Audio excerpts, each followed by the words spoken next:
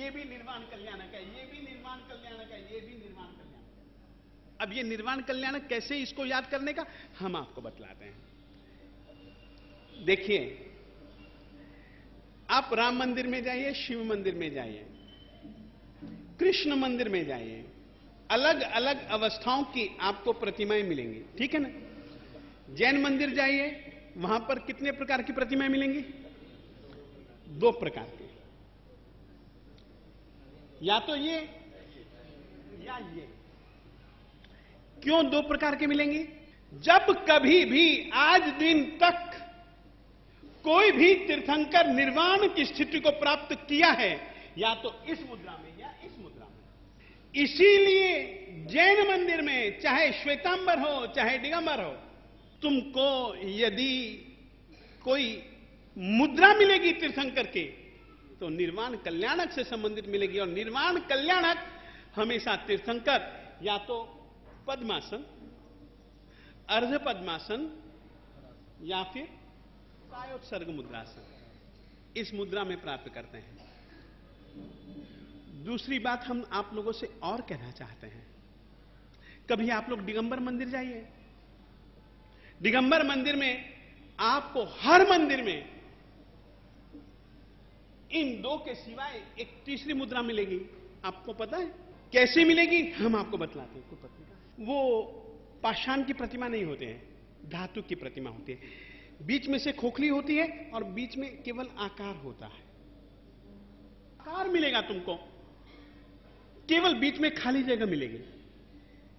ये सिद्ध अवस्था की द्योतक मुद्रा है। क्यों? वो इस देह को छोड़ करके गए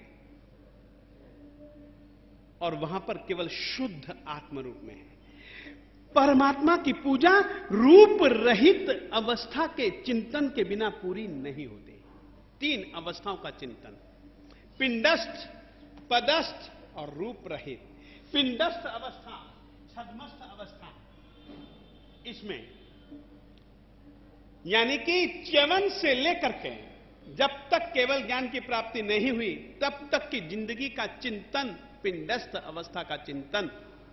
पदस्थ, परमात्मा को पद यानी कि तीर्थंकर पद की प्राप्ति हुई, तब से लेकर के जब तक निर्वाण नहीं हुआ, तब तक की जिंदगी का चिंतन पदस्थ अवस्था का चिंतन कहलाता है। और रूप रहित आखिर में भक्तों के चाहने और न चाहने पर भी मालिक का निर्वाण होता है। मालिक देह से मुक्त बनते हैं, अरूपी बनते हैं और सिद्ध शिला के ऊपर विराजमान होते हैं। जिस समय सिद्ध शिला में जाते हैं, या तो इस मुद्रा में जाते हैं या इस मुद्रा में जाते हैं। ये मुद्राएं इसीलिए प्रतिमाओं में स्थापित की गई। परमात्मा को साक्षात समव शरण में बैठे हुए दिखना है, ये दर्शन की रीति है। और जिस समय दर्शन करने वाला भक्त आराधक साधक होता है, वो क्या कहता है? मालिक, तुझे मैंने क्या देख लिया? ये मोह के, ये राग द्वेष के जो कुछ भी है ना, ये सब बंधन कट गए, कट गए, कट गए। मेरे मोह के पास, मेरे राग द्वेष के पास, मेरे पापों के पास जाल जिसमें कि मैं बंधा हुआ हूं, वो कट गए, कट गए, कट गए। साहब, तुम्हारी शरण क्या मिली? हरामखोर राग और द्वेष जिनसे मैं हमेशा जीता जा रहा था, आज तेरी कृपा मुझे क्या मिली? तेरे दर्शन मुझे क्या मिले?